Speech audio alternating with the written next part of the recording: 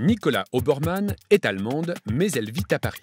Sa mère vient souvent lui rendre visite. Mais elle n'aime pas du tout reprendre le train pour rentrer de Paris en Allemagne. Pourquoi? Regardez, vous allez comprendre. Ma mère est donc allemande, comme moi. Et ma mère n'aime pas beaucoup prendre le train entre Paris et Francfort. Pourquoi? C'est que ma mère aime arriver à la gare largement à l'avance. 30 minutes avant le départ du train, la voici gare de l'Est.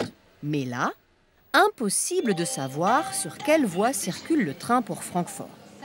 Car le numéro de la voie n'est indiqué que 20 minutes avant le départ du train. Elle attend donc au buffet de la gare avant d'aller consulter, avec anxiété le moment venu, le grand écran situé en plein milieu de la gare. Son train part de la voie 5. Course folle jusqu'à la voie 5, voire jusqu'à la tête du train, si elle joue de malchance. Et oui, c'est comme ça à Paris. Ma mère, qui voudrait s'installer à sa place une demi-heure avant le départ, attrape toujours le train à la dernière minute. Autre pays, autre mœurs. En Allemagne, ma mère sait pratiquement un an à l'avance de quel quai va partir le train qui relie Francfort à Paris. C'est le quai numéro 3. L'information figure sur les fiches horaires et autres dépliants de la Deutsche Bahn, ainsi que sur les grandes affiches jaunes qui, dans les gares, indiquent les trains au départ.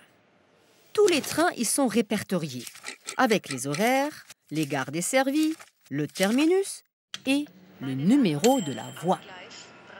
Pourquoi les Allemands procèdent-ils ainsi? Parce que l'infrastructure de l'Allemagne n'est pas celle de la France, répond la Deutsche Bahn. Outre-Rhin, il faut changer plus souvent pour aller d'un point A à un point B, le réseau n'étant pas centralisé comme en France. Et si le numéro de la voie est connu par avance, le voyageur bataille nettement moins pour trouver sa correspondance, ce qui permet de gagner du temps. Et la Deutsche Bahn de poursuivre, rien que pour ça, cela vaut la peine d'adopter le système allemand. La SNCF rétorque que, si elle le voulait, elle pourrait elle aussi communiquer les numéros de quai à l'avance.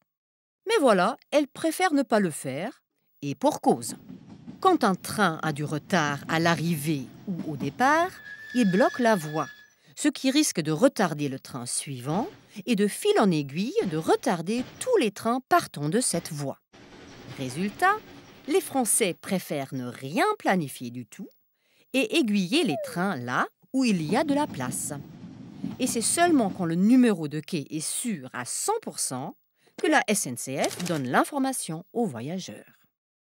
L'avantage, explique la SNCF, c'est qu'on évite ainsi les annonces par haut-parleur et les migrations de voyageurs déboussolés, un scénario classique outre-Rhin dès qu'un retard de train vient enrayer la mécanique bien huilée. En résumé, les Français tablent sur des problèmes potentiels, les Allemands se disent que tout va rouler. Vous vous demandez sans doute si ces différences d'approche sont dues au fait qu'il y a plus de trains en retard en France qu'en Allemagne? Eh bien non.